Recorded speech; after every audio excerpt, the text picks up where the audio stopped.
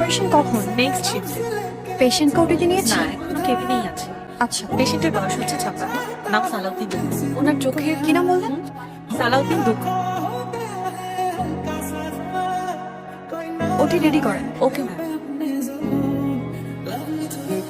প্রতিটি মানুষ জীবনে কোথাও না কোথাও আটকে যায়, তখন মনে হয় সামনে এগিয়ে যাবার আর কোনো পথ খোলা নেই। কি রে শঙ্খ, রেজাল্ট মনের মতো হয়নি? স্যার, আমার নাম ঝিনু। কিন্তু আমি তোকে শঙ্খ বলেই ডাকবো।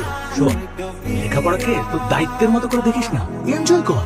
লেখাপড়াকে শেখার একটা সুযোগ হিসেবে দেখ। মনে রাখিস, পড়া হচ্ছে নিঃশ্বাস নেওয়ার মতো, আর লেখা হচ্ছে নিঃশ্বাস ছাড়ার মতো, আর এটা হচ্ছে অক্সিজেন।